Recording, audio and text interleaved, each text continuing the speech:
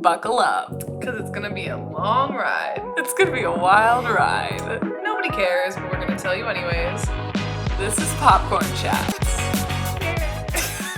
All right, let's fucking roll. What's up, everybody? Welcome back to Popcorn Chats. I'm Katie. And I'm MICHAE. And this week, we are back after another brief hiatus. Sorry about that, but also not sorry. It is what it is. We had to take a quick breather because life is fucking hectic. But we're back, and it's going to be a great episode. Worth the wait. We're talking about Spencer, the new movie starring Kristen Stewart. The best movie I have seen this year, period. I'm so fucking excited. I was looking forward to this film so much, and it blew my expectations out of the water. I was like enthralled with it the entire time. I already want to go see it again. I have fallen deeper in love with Kristen Stewart. I would say like platonic love. I don't know if she's really my type, but I just have so much respect for her as an actress, and I cannot wait to see what she continues to do. And I just have so much to fucking say about this movie. I'm very excited to talk about it, but first, check in, bitch. How are you? I'm good. When this episode goes up, I will be in Disney, which I'm very excited for. I can't wait. It's been a hot second, and it'll have just been my birthday. Lila! Another big milestone. 25. She's a 25-year-old lady. I'm a 25-year-old lady. Yeah, I don't know. I'm in a good mood today. I'm feeling good. I'm also feeling like very brain dead right now, but like I'm in a good mood, so I feel like that's a fine combination. Totally.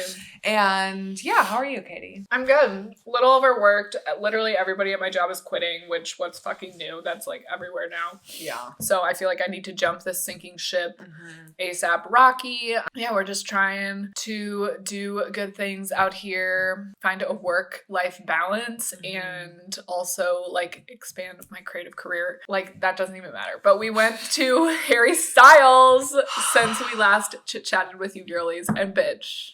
I'm a changed person. Me too. I feel like I lost my virginity again. That was a spiritual experience. It was as close to Jesus Christ as I will ever be. Yeah. It's the best concert I've literally ever seen in my entire life. And I don't think and I've seen Ariana Grande, I've seen Billie Eilish. Like Harry Styles was the best performer I've ever seen. The most fucking kind. familiar. Like I feel like he made us all feel seen. And like he just like appreciated all of us for being there. Yeah. I know what you guys are going to think because he said this was his favorite show so far on the tour. And we were like, oh, he probably says that everywhere. No. Nope. Harry Stans said it on TikTok. Yeah. They were like, he literally hasn't said that at like any other show. Right.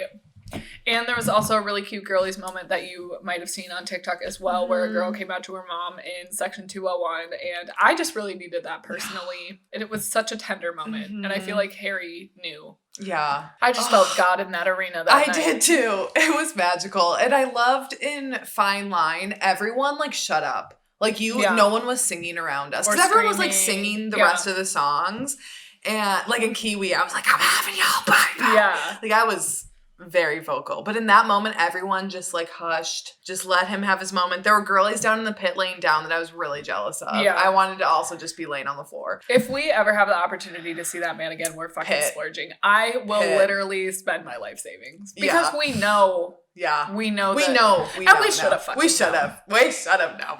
We should have fucking known that. But also I'm pretty sure like the nosebleeds were like the only tickets we could even get. Like when Olivia's mom got on. So I think we would have to do like some pre-sale stuff. Yeah.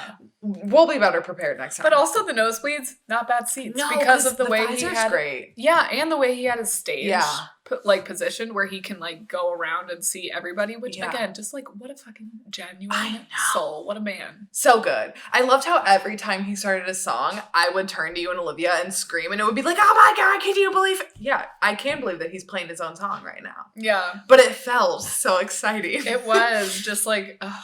Canyon Moon was a fucking vibe. Yeah. Golden was amazing. Watermelon Sugar. Falling. Literally Falling everything. was great. I completely forgot about Watermelon Sugar. And then he played that in the encore and I was like, I forgot the song existed. No shade, no tea to that song. I love that song. I think I just got so caught up in the moments with everything that I just like completely forgot about its existence. And then when everyone was so good too. Oh, it was. Sorry, I feel like I cut you off. I was just going to say, and then when everyone was chanting Medicine for like the third time and he was just like, tastes like strawberries.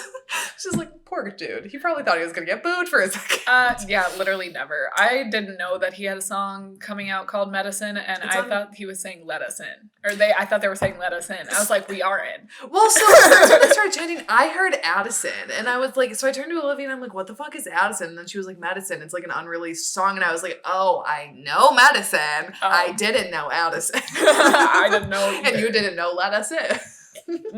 But it's weird what you hear when a crowd is chanting like that. Right. But Adore You, I just want to say something about that really fast and then we can move on.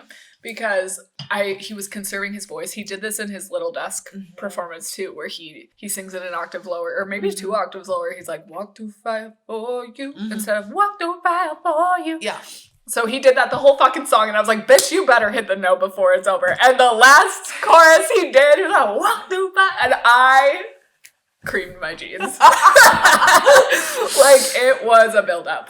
Guys, we're not exaggerating here when we're talking about this experience that we had. No. And also, I'm thankful that he made us all wear masks the entire time. I was kind of bad at wearing my mask, but it was nice to be able to cry to myself. Yeah. In my mask. Yeah. And also, I would just like to say that lately I've been feeling like, am I just gay? But no. Did you see someone had a sign that said, you keep me bi?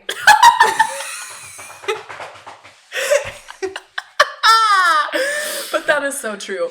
Also today, I came home and I go into my room and my mom put that Timmy Time magazine on my bed. I'm like, he keeps me bi too. Yeah. You got your squad on the men's side to keep you just teetering on that line there.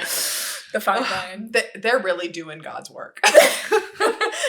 They are like, Katie, you will get into heaven, maybe. Oh my God. Anyways. Also, I watched some of Brittany Broski's and Trixie Mattel's videos on YouTube. I've never watched any of those. And then I was randomly scrolling through YouTube the other night and one of them popped up. They are so funny together. I know. So funny. I fucking love them both. Oh, anyways. Okay, Harry. Literally I would literally do a human sacrifice. Okay, so Spencer. We're talking about Spencer. If you don't know what this film is, it's about Lady Diana Spencer. A lot of people didn't know that her last name was Spencer, and they're confused about the title of this film. But her last name before she got married and became Princess of Wales was Diana Spencer. It is all about the Christmas just prior to her and Prince Charles's divorce. And basically it is an imagining of what that final Christmas with the royal family would have been like for her. And I would just like to point out that at the beginning of the film, it says, I forget exactly the wording. I should have fucking written it down, but we were in a dark movie theater. It didn't a say fable about a true tragedy? Yeah, a fable about a true... How did you fucking remember that? I don't know. It just came to me. Okay, well, it said a fable about a true tragedy, which I appreciated that it wasn't like based on a true story or anything like that.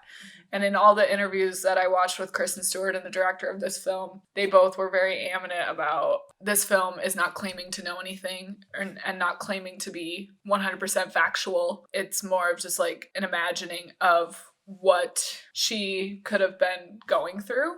And I just really, if you're listening to this episode and you've seen the film and you enjoyed it, I would really recommend hearing what Kristen Stewart has to say about her portrayal of Diana and just her thoughts revolving around this project, because you and I have talked before and we can get more into this, but it is a delicate situation portraying a real person and using somebody's namesake and personhood to tell a story yourself when you don't know that person. Granted, somebody like Diana is such a public figure that we all kind of feel like we know her. But also when she's not around to like defend anything or clear the record on anything, and you know that the royal family is never going to speak on it and try to like put out any truth. And also I think in particular where this could have gone like a little iffy is that it's really focused on her and her boys, where I feel like seeing her as, excuse me, sir. Yeah, excuse me. Quiet on the set.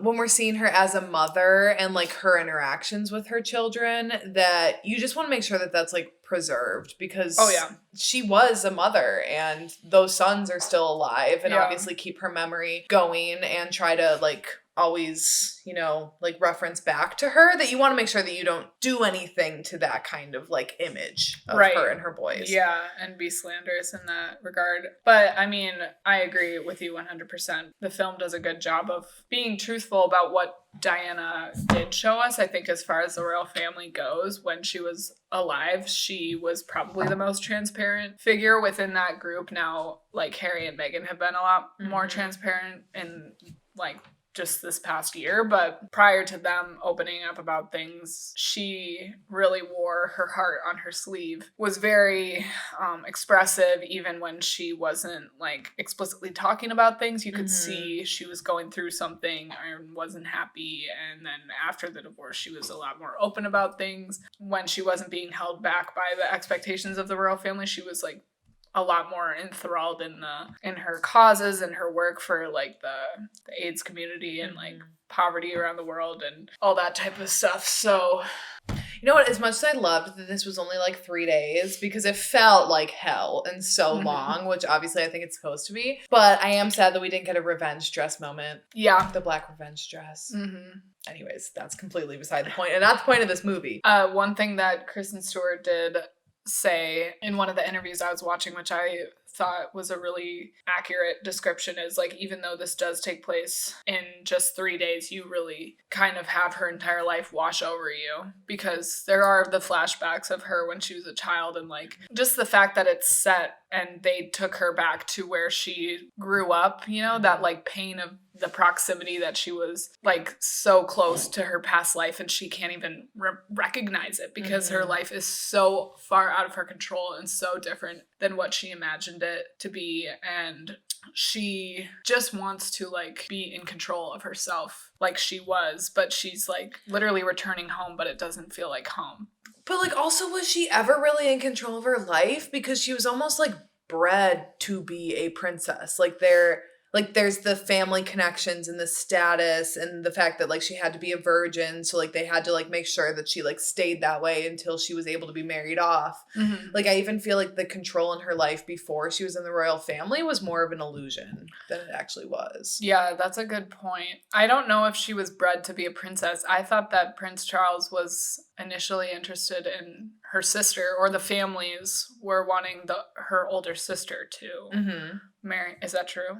I don't know. In the little bit of The Crown that I've seen, because I don't care about The Crown until Diana's involved. I would just like to preface this episode that I have never given a single fuck about the royal family except when it comes to Diana. Yeah. I literally only tune in when her name is mentioned, and I've always just felt like a special connection to her. I don't know. I think a lot of people do. She's a very interesting person, but she did die the year that I was born, and just has been a very like culturally prominent figure my entire life. But anyways, I'm interested in the royal family, but more about like the conspiracy theory, like, because I think it's so I think they are shady. It's botched. Yeah, it's botched. And I just think the royal family in general is just fascinating because it's something so outside of the realm of anything that we can imagine in this country here. Yeah. So, but I don't know that much about them. All I do know is that like Diana was married off extremely young. So it's like she really went from her parents' control to the royal family's control. She had to have this certain sort of image as she grew up. And of course her parents like had to keep her a virgin. Like, there are just things that like she never really had control over in her life. What it seems like. Right.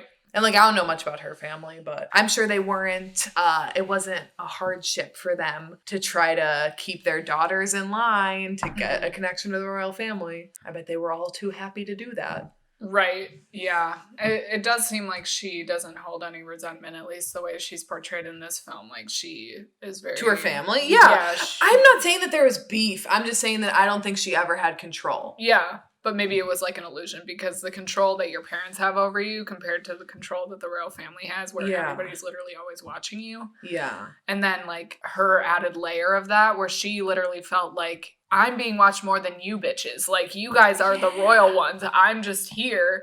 Why the fuck am I being watched more than fucking you guys? The one who's actually cheating on me. Like, why are we not talking about this? We need to get to the standout scene part, because... Oh, Charles. Well, I feel like we skip Star because we know it's Kristen Stewart. No competition. Obviously. We're not doing that. Okay, skip it. Standout scene. Do you want to start off?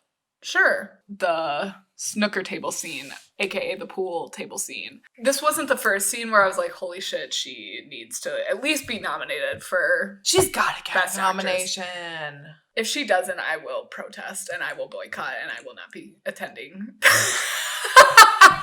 the Academy Awards this year. You will not be attending my living room to watch it. No, I will. I don't care how many invites they fucking send me. So this is probably one of the best breakup scenes I've ever seen in my entire life. I mean, it rivals Troy and Gabriella movie 2. But what about us? No.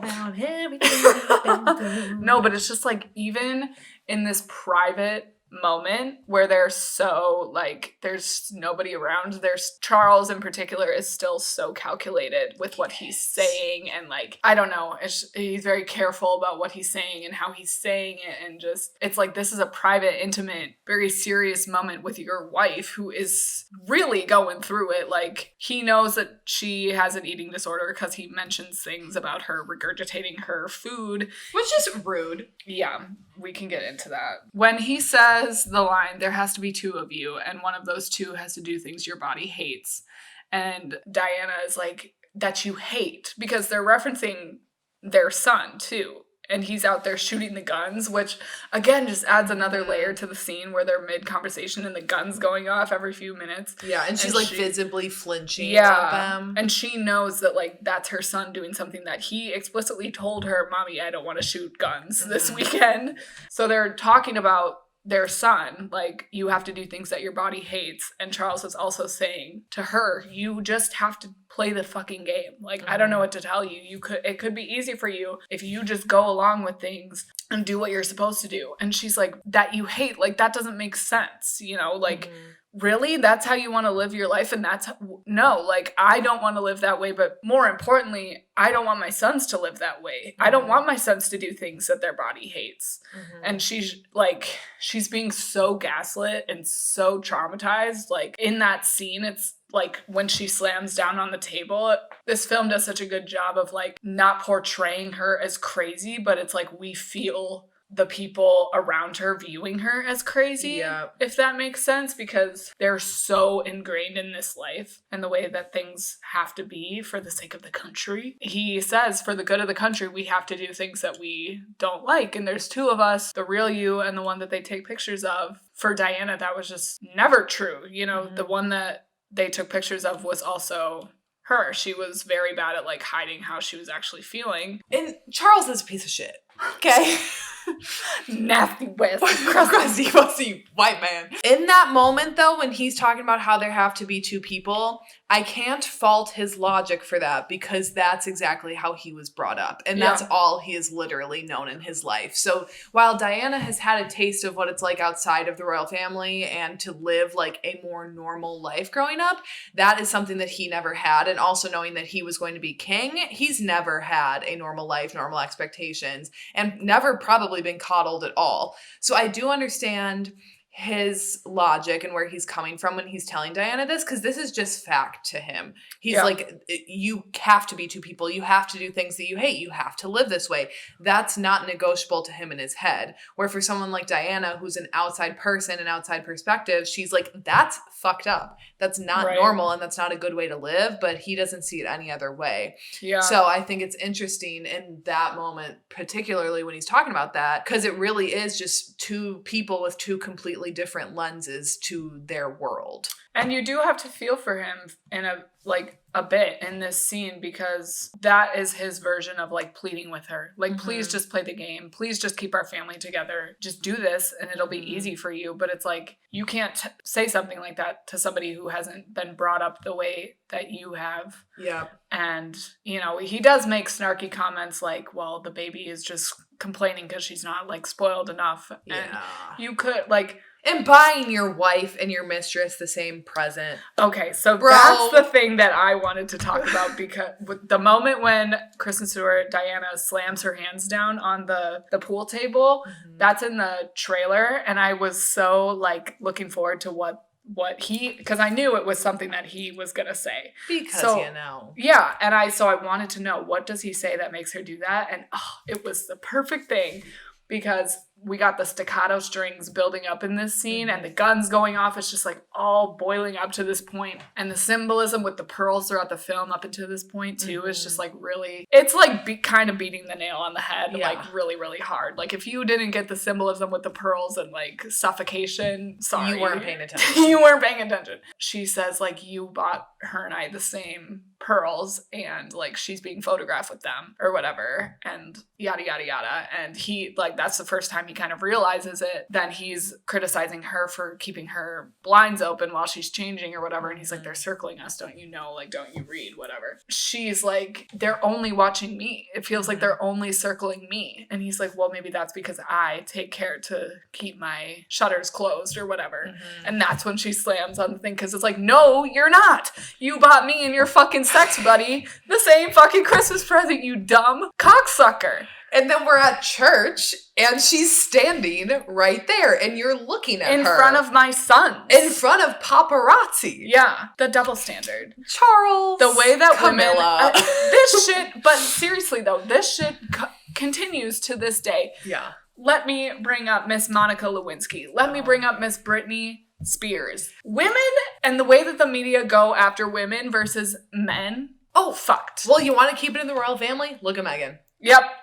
I mean, Meghan's is a whole other host of issues on top of other things, but also, do we not want to just briefly mention Prince William's alleged affair with Kate Middleton's best friend?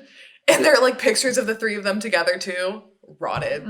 He is rotted. He is bald and not beautiful. No. You are bald and nasty. We also had Michaela's bald party since we last recorded, and we were bald and beautiful.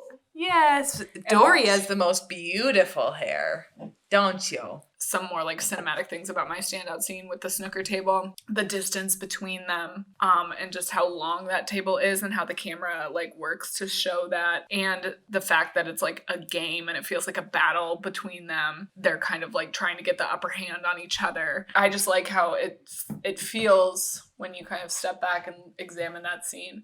It is a breakup scene, but it's also kind of like a last attempt. Like for both of them, it's kind of a standoff. He's pleading with her, just play the game. Like just fucking do it, bitch, because we are like the most privileged people in the world, and if you just gave in, we could have it all.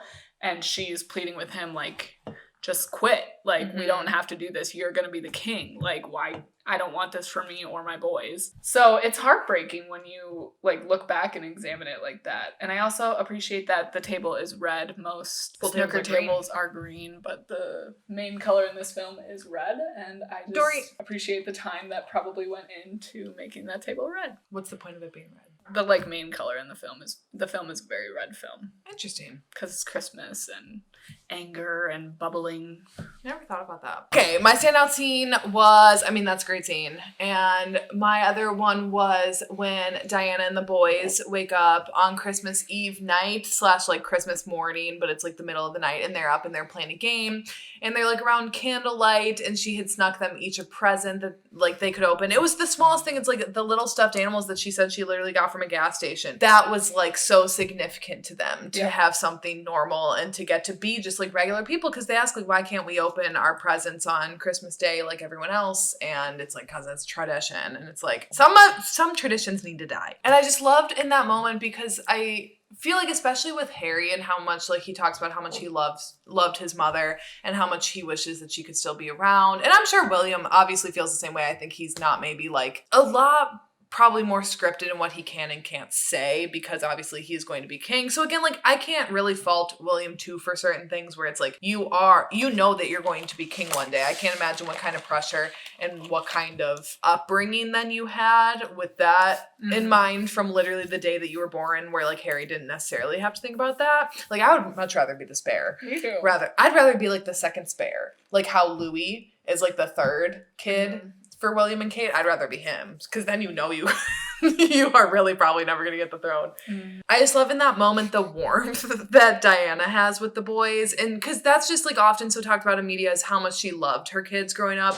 and how much that she would like break tradition in order to be with them, or like take them places with her, or like miss things in order to be with them. I just thought that was really sweet, because I feel like that's often lost in like the conversation around Dianna, is really like her relationship with her boys. Yeah. And I just thought that was like a really, really cute scene. Dianna was always a mother first, and like you said, that's definitely something that was lost on, you know, her story and how she's kind of gone down in history in the media. But that conversation between her and Charles, where he's like, for the good of the country, you know, the country of Great Britain is like such a huge undertaking and such a huge responsibility that she kind of married into. Even at the end of the day, she's going to choose her boys over the country. And that's, you don't have to like make a biopic film to know that. You can see it in her interviews and her actions when she was alive.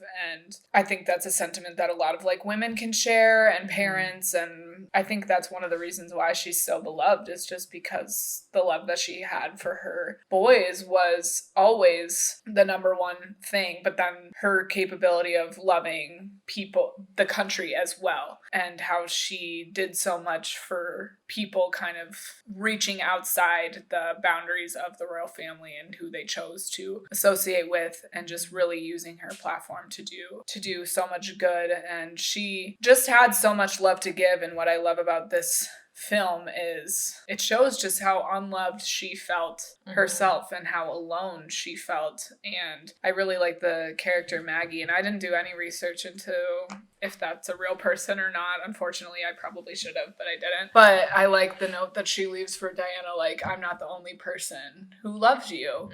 And that's so true. You know, she's probably one of the most like beloved people in that circle of people, the royal family, like to this day. And it just sucks the way that things ended for her, and she must have felt so alone and so unloved, especially during this time that Kristen Stewart and the director of this film are kind of like imagining how she could have felt, which is why I love cinema, and I love how it brings us together and it works to help us understand each other more, because everybody kind of does have two versions of themselves. You know, we all have the external person that we put on for the world, and then we all have our internal lives and thoughts and feelings that we're dealing with. And when you're a huge public figure like Dianna, that those two lives kind of become more and more separate. But I think that was something she really struggled with. And I like how this film isn't trying to teach anybody anything or bringing to light like conspiracies or being like, oh, this is what really happened, or all the, you know, it's really just working to understand what she was probably going through during this time, and helping us feel closer to somebody that so many people admire as like a public figure. And it helps us like empathize with her and what, I mean, who knows what she was thinking and feeling during all this, but it's just kind of like an imagining of what that could have been like. And I think the thing that we can for sure know was authentic was the love that's displayed in this film that Dianna had for her sons and for people like Maggie, and just the gentleness and the kindness that she had towards pretty much everybody, even fucking, what's his name, Gregory. Like, she was kind. What was that guy's name? Joffrey Gregory? I don't know. Whoville looking ass. Whoville looking ass. She was just kind, and I think that is a good takeaway, even if that's the only like 100% true, authentic thing about this. It's not like they were slandering her or anybody really in any way. Maybe the Queen and others, maybe Charles. One thing too, when you were talking about how Dianna, you know, felt lonely, that I liked that this movie showcased obviously was how lonely that she felt and how isolating it could feel to people. Because one thing that, I don't know if you watched the interview that Harry and Meghan did with Oprah, I don't know now, like maybe a year ago-ish now, talking about their experiences. And Harry had said, like, I was trapped in that family and Meghan is the one who like rescued me. And Oprah kind of brushed him off and was like, how could you say that you were like trapped in a royalty family? Like, by all means, he grew up in an idealistic life, and he's like, but I was trapped. And I think that that's hard for a lot of people to understand when you look at the royal family from the outside, because it looks like it would be very glamorous. Like, he's a literal prince. Like, how could you think that he could feel unloved or lonely or trapped in this family? And it is very realistic and it's very possible for them to feel that way. And I just thought that was interesting that maybe more people would see how like isolating it could be within a family and within an institution like this, and that it's not just all glamour. Right. Like that what you would think would be like when you think of a royalty story. Yeah. And I think it's important to show that I think as a society and like people consuming pop culture and stuff, we're so quick to dismiss the struggles of celebrities or people who are wealthy or living a certain type of lifestyle or whatever, but mental health and struggles like that are still very real, and that can ultimately make people feel more isolated. They don't exclude celebrities, rich people, royalty. Right. I think when people are so quick to be like, well, you have it all, so why... Like, don't complain about it. Yeah, like, maybe just be happy with what you have. But Diana's going through this eating disorder and having a really mentally rough go of it. And she has even her husband being like, you're so spoiled. I don't understand why you can't just... be happy with what you have. Well, why can't you be happy with what you have? You have a beautiful wife. Yeah, and you're fucking going off to Camilla. I love that, like, the country has never gotten around to her. That, like, they all still don't like her.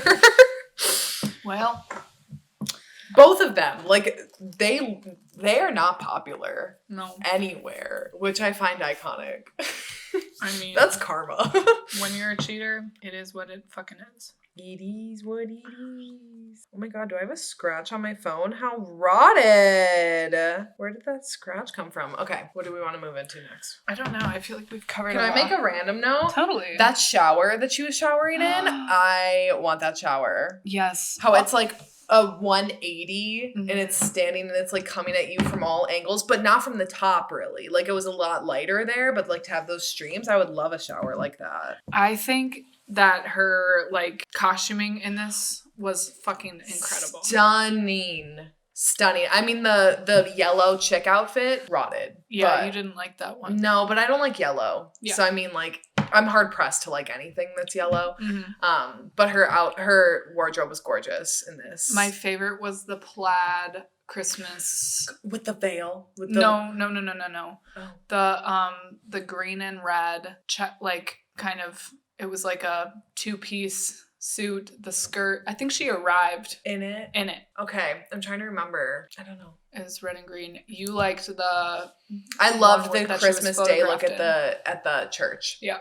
Because again, I think Kristen Stewart in that moment, she got Diana's mannerisms down like to a T, like the eyes where she would like tilt her head down and like move her eyes side to side. Like that's exactly what Diana did. And like in so many photos. And I said to Katie after we walked out of this, it almost felt like Kristen Stewart, like they told her that to like model through the whole thing. Because like almost every single movement that she made was like a pose or like if someone took a snapshot of that it would look editorial. Yeah. And I think the cinematography in this was meant to feel a little bit invasive, and it's up in her face. It's a lot. Really up in her face. And then that in combination with her facial expressions and her obvious discomfort with everything, and then the score behind it and the escalation, and it really did a good job of kind of like putting us in her shoes, but also in the like paparazzi shoes, and we want to know more, because Diana's that type of figure where we like any tidbit that we can get and learn about this story, we want to know it, but also we feel that discomfort that she was feeling of just always being watched and always having everything she did and said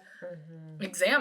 Well, and that was only highlighted by every time Diana was alone, someone popped up. Yeah. She was never actually alone. Like if she was in the bathroom, someone was knocking. If she was in her room sleeping, someone was coming to wake her up. If she was walking through the yard, someone was coming to find her. Like she was literally never alone. Even in the moments where she was alone, she was like reading to fall asleep, and she was reading the Anne Boleyn book. And Anne Boleyn was haunting her. Yeah. Exactly. It wasn't like she necessarily wanted to be alone with her thoughts anyways. Yeah, the one time that she is truly alone is when she finally makes it to her old house that's like literally crumbling. In that beautiful gown. And I love that that's the picture. Like for the movie poster, I love that that's the like when outfit she's like for in it. the bathroom. Yeah. That was a cool overhead shot of her over the toilet, which obviously not pleasant, but I mean, we can touch on the eating disorder. We'll do a little trigger warning here if you're sensitive to that, but I think it's like well known that Princess Diana had an eating disorder. That's a serious issue that needs attention, and given the times that she was struggling with that was working against her. And then also the perfect picture that the royal family is, that doesn't fit. You know, having an eating disorder does not fit into the ideals of the royal family. What they project. But when you have this big fucking family, honey, somebody's gonna be mentally ill. Mm-hmm. Somebody's gonna be gay. Somebody's gonna be falling for somebody who is not completely of the Aryan race. So let's just loosen it up a bit.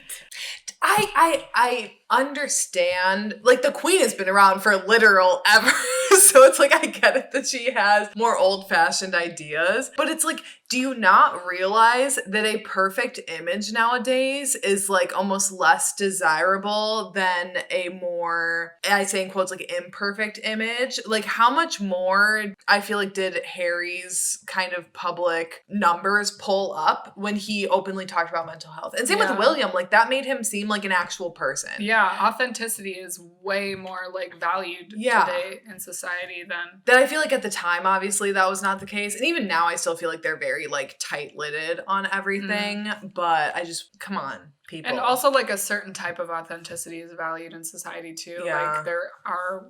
You can't be your full self. You can't be full mess. You can only be the perfect amount of mess for the public to, like, relate, but also not enough for them to, like, turn against you. Yep. Yeah, there still are very, like, fine lines and parameters. Public opinion is just, you're never going to always be on the right side of it. Exactly. But I feel like the royal family tries to always make sure that they're on at least what they view would be, like, their right side of public opinion. I guess for me, like, our current version of the royal family has never been that intriguing to me, but I have always been fascinated by, like, the British monarchy. I saw the film that kind of, like, sparked my interest. It's always a film for me that sparks my interest in something, but Elizabeth with Kate Blanchett, that was back during, like, the Puritan or Protestant or fucking whatever, religious people fucking fighting over fucking nothing.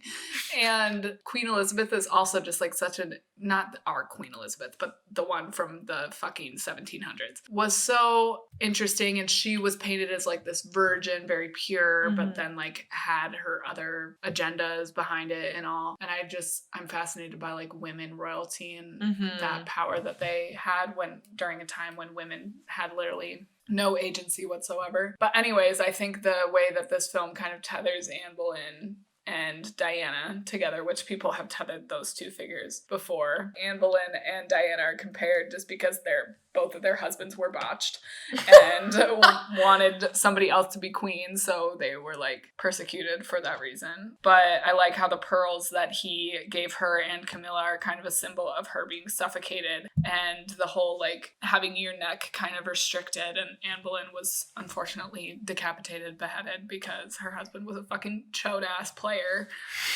Couldn't keep his dick in his pants. Can men ever? And how Charles was like, were you delayed by someone? It's like, that's literally what King Henry VIII said to Anne Boleyn, basically. He was like, you're cheating on me, so you're going to be beheaded. AKA, behind the scenes, he's cheating on her and just wants somebody else to be queen. Well, men are trash, period. Well, and also, of course, his mind not that maybe she got held up, she didn't want to go, she got lost. Immediately, was someone else holding you up? You want to know why he jumped to that conclusion? Because someone else was holding him up. Yep. Cheaters, no. Rotted. Literally rotted. This is an anti-Charles pod. This is, but also, like, how she's like, everyone's watching me. He falls into that category. Like, he's not even examining his own fucking behavior because of, like, he's the sexism. On her. He's like, well, I have to be two different people too, like, blah, blah, blah. It's like, bitch, no, you don't. Recognize your fucking privilege because you're off gallivanting around and you're still worried about this.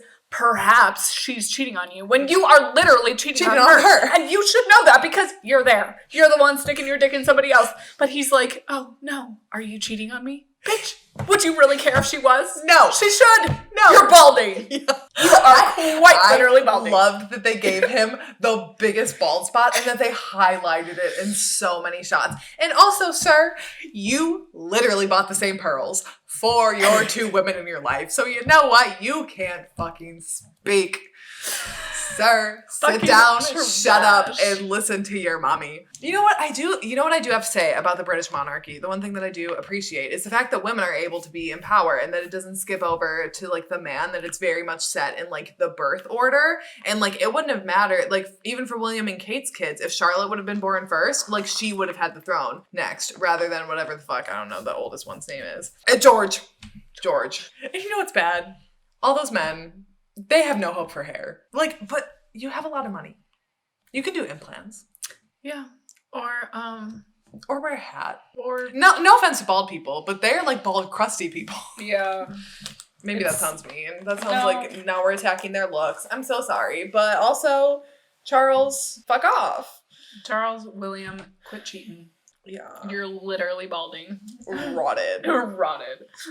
Because he used to be handsome. Like when they had his pictures of like him and Kate, like he's never my type. He's never been my type. When they had the pictures of him and Kate back in college, Kate Middleton is stunning. Mm-hmm. And what's it? William is just kind of there. He's just existing. He's really gone downhill. Yeah. That's what happens when you cheat. Yep, you bald. You get ugly when you're ugly as a person. Mm-hmm. And I will stand by that. You get ugly when you're ugly as a person? Yeah. That's a fact. Because, I mean, look at them. Has anybody ever glowed up when they've been, like, douchey or, like, shitty? It's always vice versa. Like, somebody who's rising from the ashes when they're done dirty, then you glow up. Yeah. But I can't think of a single person who's been, like, an absolute garbage rat. And then it's all of a sudden, like, hot. Killing it. Yeah. That's fact. If there is a God, that's God. Yeah. He's putting in the work on those. Yeah. Or the universe or karma or whoever the fuck is running this shit. Yep. They're making sure that it's known. Yep. Rotted person. Rotted face. You are rotted in some department. Should we talk about the relationship between Maggie and Dianna? Was your gaydar going off at the right from the start? Yeah, because I thought that like they definitely were going to make insinuations about that in here. I'm glad that they didn't insinuate that Dianna was gay, because that would have been really making a claim. That's what I was nervous about going into it, because I'm like, that's not something that I feel like you should speculate like on a dead person who like literally can't speak for themselves on their sexuality. Like speculating either way, like back and forth, I don't think you should. And so immediately when they started that, I was like, okay, I hope that like they don't take it like too far. Not that I'm like against a gay love story. Because no, but in this case, it's touchy. Yeah, when it's like a real life person, and when I don't know that much about the royal family. And honestly, a lot that I know about Diana is like conspiracy theories, but I don't think that it's ever even been like claimed or like rumored that she was gay. Right. So like then I didn't want to like see that insinuated in here.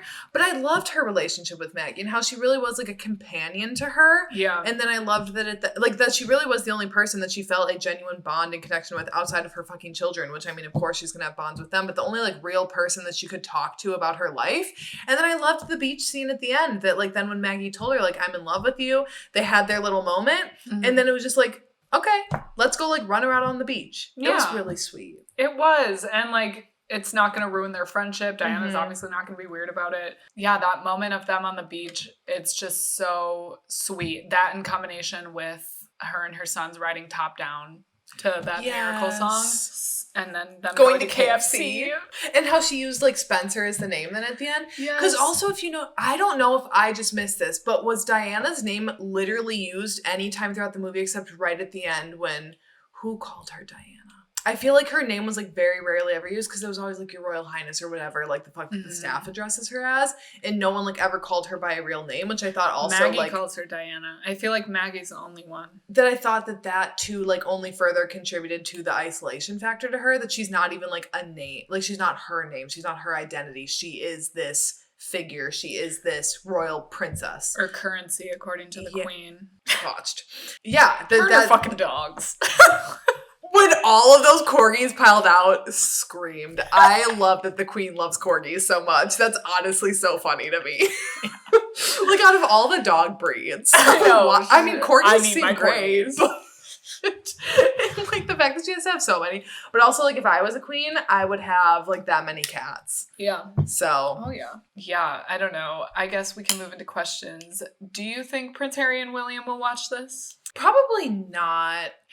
I would think probably not. I would say I don't even know if Meghan would, because I think when it has something to do with like your dead mother. Like, I can't imagine how hard that would be to watch something. And then when you know that it's someone's interpretation of your mom, like, I don't think I would want to watch something that is someone else who has no idea who my mom is. Like, because, yeah, you can claim that you did all this research, and, like, I'm sure they did, but they don't actually know who Dianna was. No one does, except for, like, and honestly, even the people in the royal family, like, probably the only people who really knew who Dianna were her boys. Yeah. So it's like, I wouldn't want to watch someone's interpretation of who they thought my mother was. Yeah. So I would say that they probably don't. Also, like, William, not a chance in hell. I would say if anyone had a chance, it would be Harry, and I would say he's probably not going to. Yeah, I feel like those intimate scenes where it's just her and the two boys, that would be hard to watch somebody's imagining of your interactions with your mom. I can't even imagine that, but I do have this romantic idea in my head of Harry calling up Kristen Stewart and being like, hello, this is Prince Harry, and I just wanted to say that I found your portrayal of my mother very touching. That'd be cute. Wouldn't it? That'd be a moment. But yeah, I don't know. I don't think they'd probably watch, like, anything to do with their family. Well, I know that people on the staff do watch The Crown. But, like, Queen Elizabeth isn't sitting around watching The Crown. William isn't watching The Crown. But honestly, I wouldn't put it past her either. Because I could see that bitch fucking sitting there and watching it. No. She watched herself in I guess this is, again, like, just a portrayal, but she watched herself on the TV for Christmas. It's been another year. Oh, yeah. But, like, that's herself. Like, I can't imagine watching someone else portray you. I bet she doesn't. I bet none of them do. They don't have the time of day for that. Although, if I was her, don't you want to retire? What are they doing, though? I don't know. It's all ceremonial making public shit. appearances. I don't think they have a whole lot going on. I think they do, but I think it's a whole lot of nothing. Yeah, it's, like, inconsequential shit. Yeah. Did you know that Kate literally had to go get a blowout before she walked out of the hospital after giving birth? Fuck that. See, that's why they all have sticks so far up their ass, because it's like, one wrong move and we're not relevant anymore. Yeah. Like, if we stop taking this shit seriously, everyone else is going to, and then no more free money. Yeah. Literally kill yourself.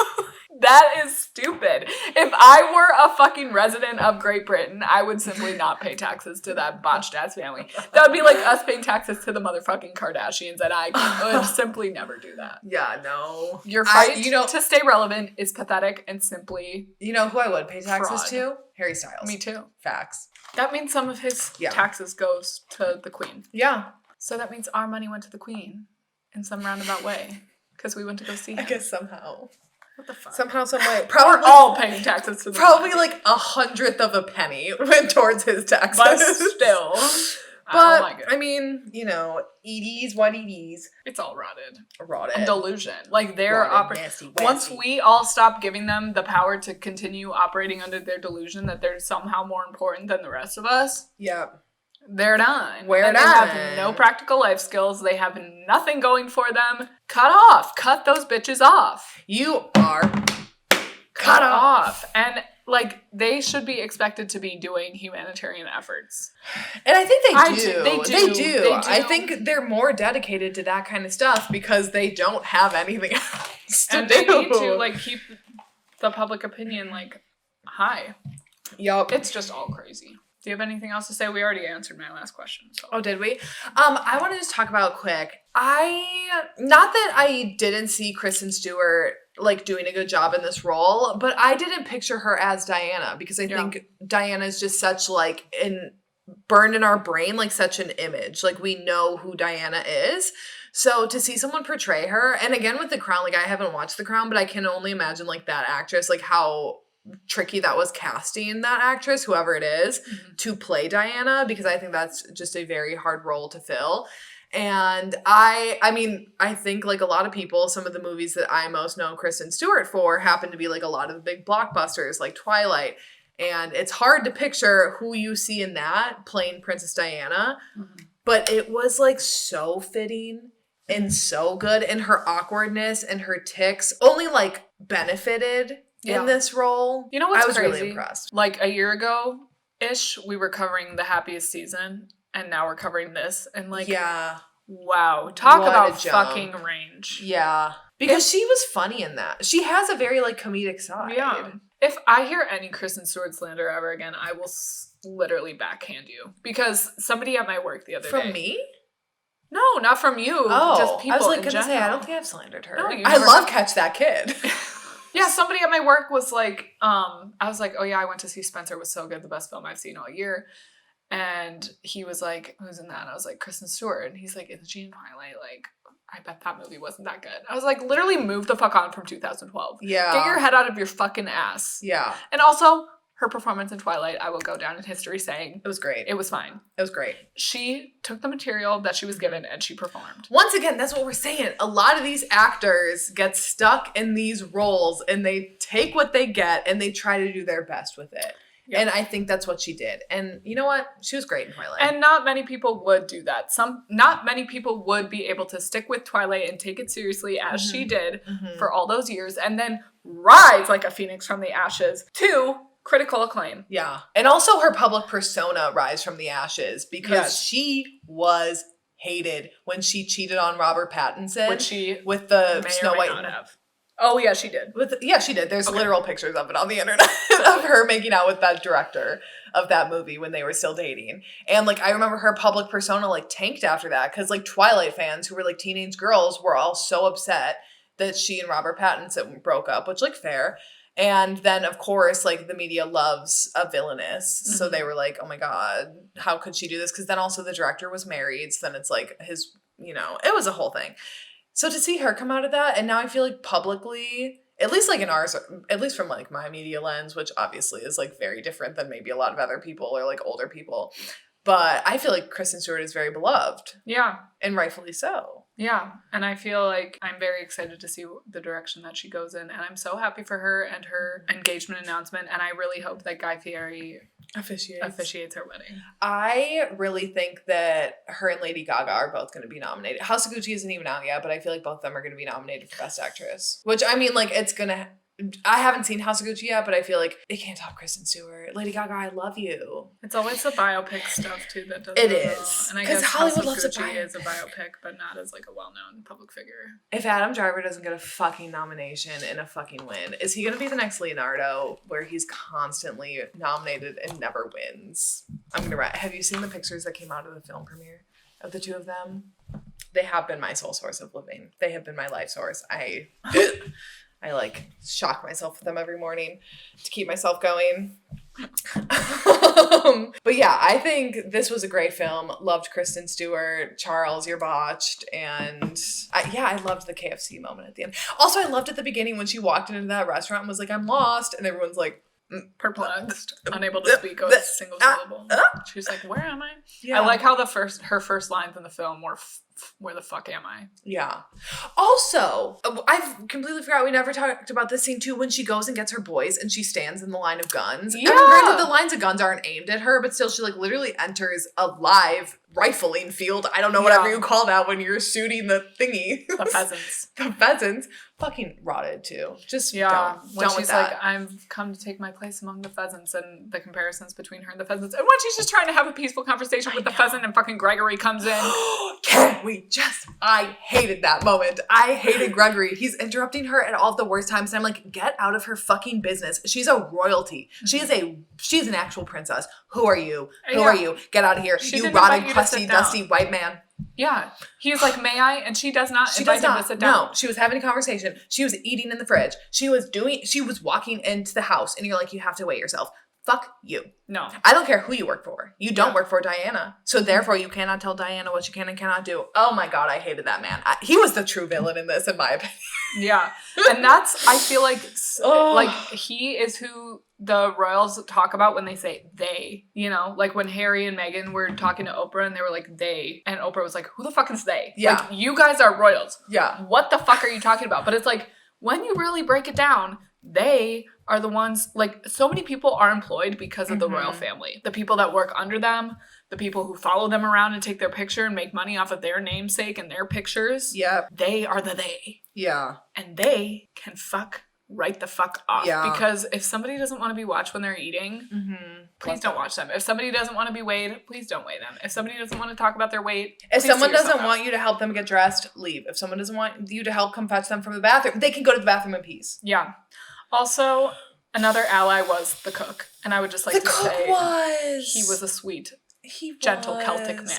Also, I thought the opening was really slow. Actually, that was the only part of the film that I didn't like. I thought it was very slow and like I was like, can we get into this shit, please? There was so much driving and like random things that I didn't care about. But I did love the process of them like bringing in the food and how the military has to, because I find that very fascinating that like they really have to be so hyper careful because and people are trying to poison them. The calories were written on the boxes. No. That was like an initial thing. I was like, everything is so calculated. So like, it's a horrible way to live. And like, she just always felt like she wasn't good enough. And something that you said earlier when you were like, she was almost bred to be a princess. That kind of reminds me of the line when the cook says to her, like, without the gun, the pheasants wouldn't even be alive because they're bred to be hunted. Damn. And then she like relates to the pheasants. Yeah. Like, you're just beautiful. You're there as currency. Like, you're just, you're bred to be like used for other people's motives and gains and opportunities. Yeah. And she's just like, I will simply not be a part of this. And honestly, it's mostly for her boys. It's like, they will not be a part of this. Yeah. They will not be currency. They will not be treated as objects in this way. You know that if she was still around, she would have gotten Harry and Meghan out way earlier. Oh, yeah. Can you imagine what that trio could do today? They would be exposing everything. Yeah. But that's just the thing. It's like, that's why it had to be an inside job, because if she were still alive, the monarchy may not exist anymore. No, because Diana was so loved. That, you know, at least over in America, like, America loved Diana. That you would have had, I mean, not saying that, I feel like that's kind of being bold of me to be like, America would have, like, helped take you down. But truly, like, the public opinion in this country would have, like, I think had an impact.